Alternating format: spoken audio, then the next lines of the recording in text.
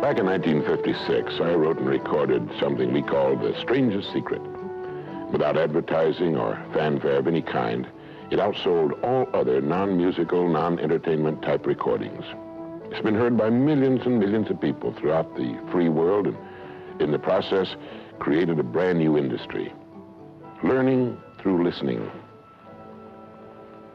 On one of these solid-state cassette tape players. This player has revolutionized the learning process. Now people listen in their automobiles while driving to and from work and on sales calls, time that was formerly wasted, on their commuter train with the little earpiece, in the bathroom while shaving in the morning, at the dinner table with the children gathered around the table and the whole family together for a change. This has made a tremendous difference in the business of learning. But getting back to The Strangest Secret, what makes a bestseller? What was there about that recording that caused millions of people to want to hear it over and over again and let their children hear it and play it for their employees and their sales forces?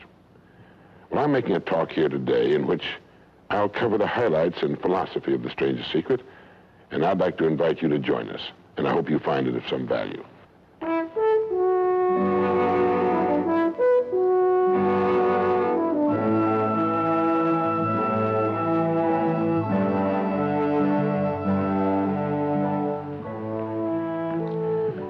I want to tell you the most interesting story in the world.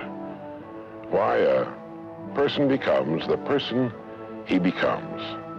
Why a little boy or a little girl grows up to be the kind of person he or she becomes. Now, the estimates by the experts in this field are that most of us are using somewhere around 5% of our real potential. Some experts say as little as 1%.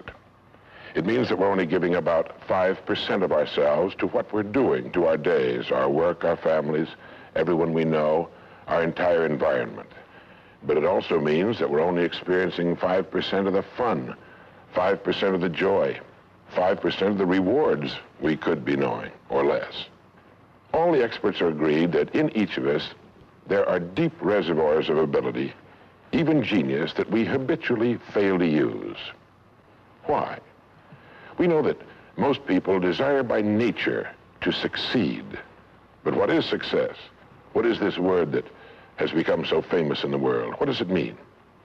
Most people don't know what success is all about. And since they don't know what it's about, they really don't know where to look for it. Success is really nothing more than the progressive realization of a worthy ideal. This means that any person who knows what he's doing and where he's going is a success. Any person with a goal toward which he's working is a successful person. This means that the boy in high school who's working toward a diploma, or the boy in college toward a degree, is just as successful as any human being on earth, because he knows what he's doing, why he's getting up in the morning, and where he's going. But conversely, if a person doesn't know what he's working toward, what it is he wants, doesn't have a goal toward which he's working, then he must, at least by this definition, be called unsuccessful. Why isn't then, with this simple definition, why isn't everyone successful? Should be easy. Yet surveys indicate that 19 out of 20, 95% at least, are not. In fact, a survey one time asked thousands of working men why they got up in the morning and went to work, and 19 out of 20 didn't know. 19 out of 20 working people didn't have the foggiest notion of why they got up in the morning and went to work. Under closer questioning, they said, well, everybody works. Well, that would be a good reason to quit. In fact, here's a little rule of thumb you might want to remember. Whatever the great majority is doing under any given circumstance, if you do exactly the opposite, you'll probably never make another mistake as long as you live. Just something to keep in the back of your mind.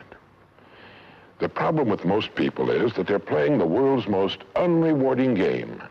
And the name of the game is follow the follower. There's a story about a small town in which there was a jewelry store, and like all jewelry stores, or most jewelry stores at least, he had a big clock in his window. And every morning for years, he'd noticed a working man stop, adjust his pocket watch to the same time as the clock in the window. He'd been doing this for many years, and one morning the jeweler was out in front sweeping a sidewalk, and so he asked the man, he said, tell me, why do you adjust your watch to my big clock every morning? I've noticed you doing that for years. The man said, well, I'm the foreman down at the big plant. He said, I want to make sure my watch is correct because I blow the quitting whistle every night at 5 o'clock.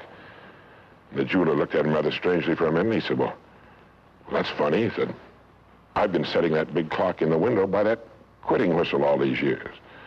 A very logical thing, but they could have been off 6 months. It was a case of a person just going along with what he thought to be correct without checking his references. So I want to suggest that from now on out, at least we do that we check our references and ask ourselves, are the people I'm following going where I want to go? Let me tell you the story of what we might call the average young man in our society.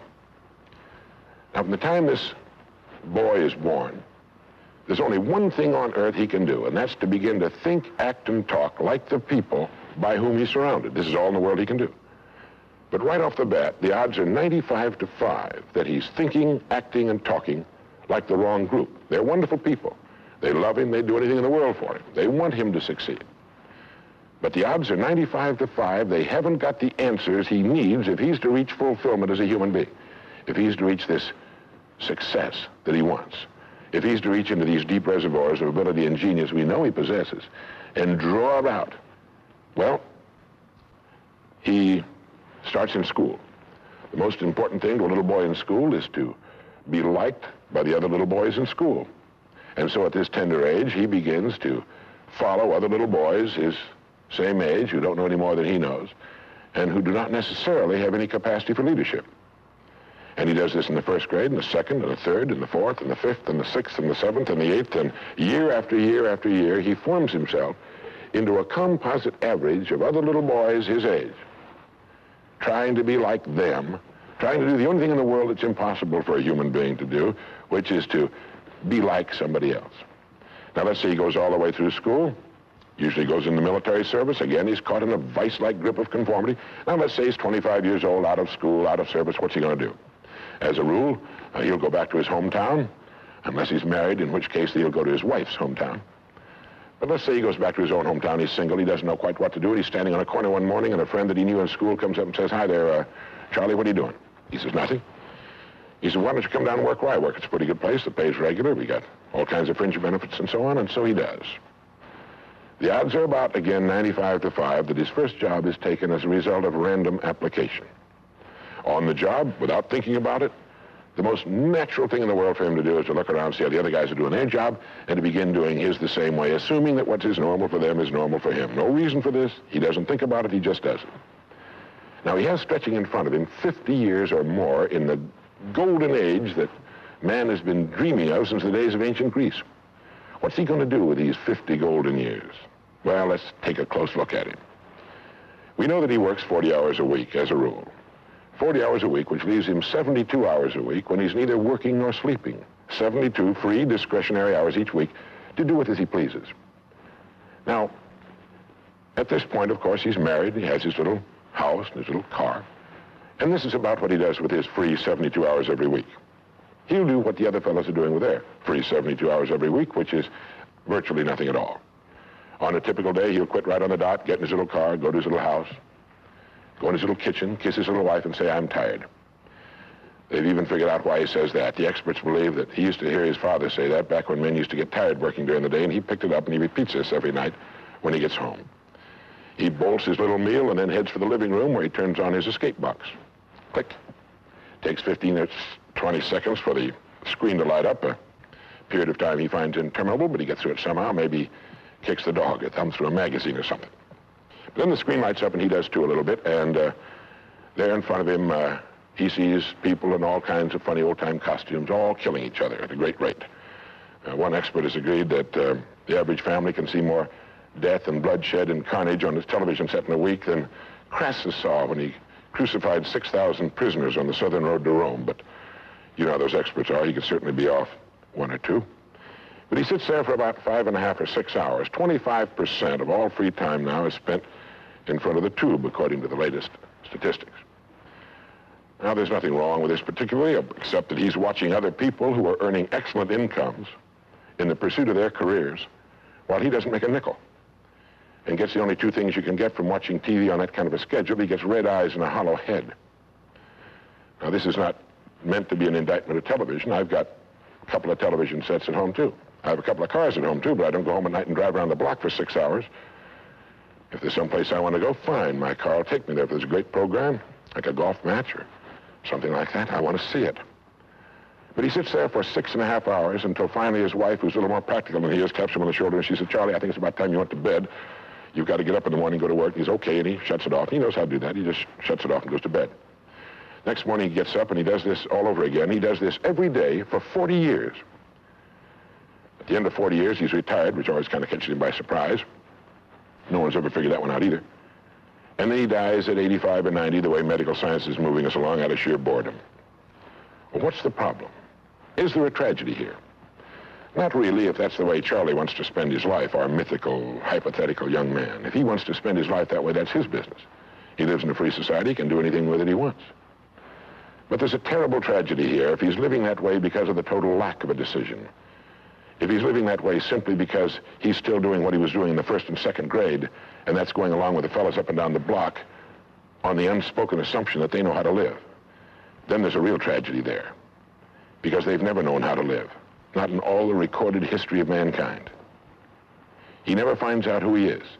He never reaches into the deep depths of his abilities, his talents. He never learns that he can have just about anything he wants in the world, that he can call his own shots, tell his own fortune. And it's kind of a pity. Well, what's needed? Well, what's needed, I think, is a checklist, like an airplane pilot uses. I think that living successfully is as important as flying an airplane. And here are some of the things that I think should be on that checklist that could help this man live a more meaningful, more interesting, more exciting, more enjoyable life. The first thing that he ought to have on his checklist, in my opinion, is the word a goal. A man without a goal is like a ship without a rudder. He doesn't know where he's going. He then belongs to that 95% that are just living day by day, month after month, like a starfish or an amoeba. He needs to know where he's going. Back in the early days of navigation, sailors used to see a strange sight in the Antarctic. They'd see a giant iceberg towering high out of the sea, and it would be moving against the wind. The wind would be blowing this way. The great iceberg would be moving right into the teeth of the wind. And this, of course, frightened the sailors whose ships were powered by the wind, until it was discovered that, of course, only a fraction of the great berg was visible, and that its huge, ponderous roots were caught in the great currents of the ocean. And it was being borne purposefully along its way, regardless of the winds and the tides on the surface. Well, this is what a man needs.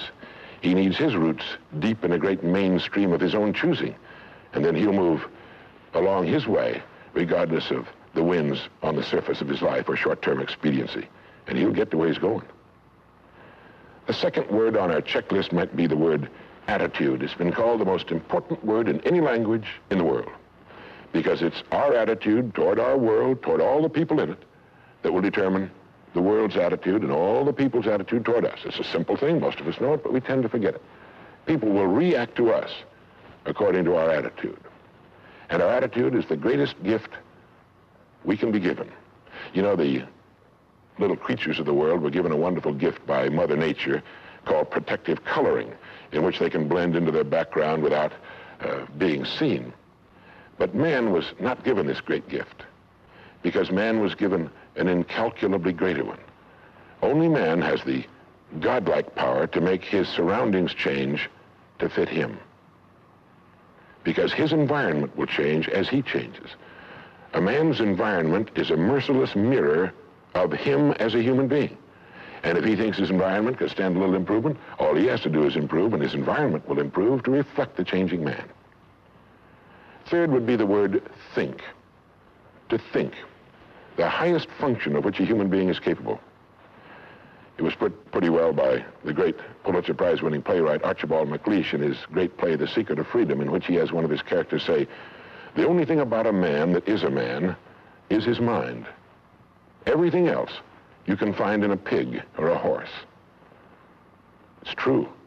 And so if we're going to develop something, this is a good place to start. To think deliberately and with a purpose. To spend a little time each day before a blank sheet of paper with our goal perhaps written at the top, and come up with some fresh, new, and exciting ideas. The next point on our checklist you might call the law of laws. That's what Emerson called it, this great old law of cause and effect. That our rewards in life will always be in exact proportion to our contribution, to our service. We all know this, really. We tell our children in Sunday school that as ye sow, so shall ye reap, but we forget that that's true. If a man is unhappy with his rewards, all in the world he's got to do is find ways of increasing his contribution, his service. It's like the story of the preacher who was driving down a country road, and all of a sudden he came to the most magnificent farm he'd ever seen in his life.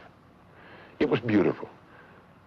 And so he saw the farmer approaching the road on his tractor, and so he hailed him, and he said, "My good man," he said, "God has certainly blessed you with a magnificent farm." And the farmer thought for a moment, and he said, "Yes, you're right, he certainly has. But you should have seen this place when he had it all to himself." And the preacher had his sermon for the next Sunday. He realized that all the farmers up and down that road had been given the same land, but one man had made something great out of it. Well, all of us are given the same land. We're given a human life, and each of us can make something great out of it too if we want to. The next point might be simply the word truth. Since everything we do has an equal and opposite reaction, unless what we're doing is based on truth, we're building on sand, and it can't stand. The next point would be R&D, research and development. None of us would want to work for a company or invest our money in a company that didn't have a very viable research and development department. That is, pumping a good percentage of its profits back into research and development because its future depends on it. But so does a man's.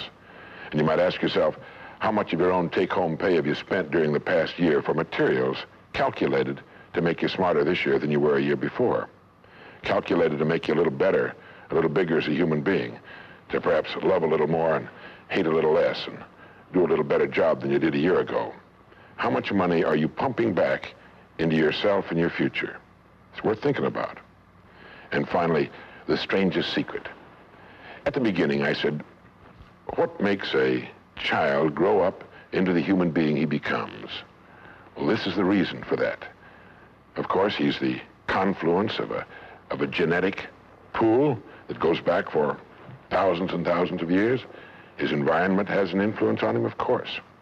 But what makes him become the person he becomes is that he becomes what he thinks about most of the time. It's as simple as that. We become what we think about most of the time. And that's the strangest secret. This is why thinking is so vital. This is why a goal is so important. Because we will become that. This is why people who set goals achieve them. The trouble with men is not in achieving their goals. They do that. It's in establishing them. Well, that's about it. I think it's good to remember that if we just go along with the crowd, we won't wind up with much more than the wish that we could do it all over again, and as far as we know, you can't. If we want to amount to anything as individuals, we need individual goals, individual thinking, individual actions, and we must never conform to the big group. We must love them, we must help them, we must serve them, because our whole success will depend on our ability to do these things. But never lose our own individuality and our identity by permitting ourselves to become submerged in what has historically proved itself to be little more than a suffocating sea of indirection and purposelessness. If we want to emulate someone, fine, but let's be choosy in whose steps we follow. It's the only life we've got. And remember to think. Imagination is everything, and we can become what we can imagine. If you find yourself getting depressed and down at the mouth, as we all get once in a while, you might want to remember this quotation by Dean Briggs. He said, "Do your work. Not just your work and no more, but a little more for the lavishing's sake. That little more which is worth all the rest. And if you suffer as you must, and if you doubt as you must, do your work. Put your heart into it, and the sky will clear. And then out of your very doubt and suffering will be born the supreme joy of life." Believe it or not, in an age when we've come to nearly deify leisure time, we've almost lost sight of the fact that virtually all our satisfactions, rewards will come not from our leisure, but from our work. And don't forget the strangest secret. We become what we think about.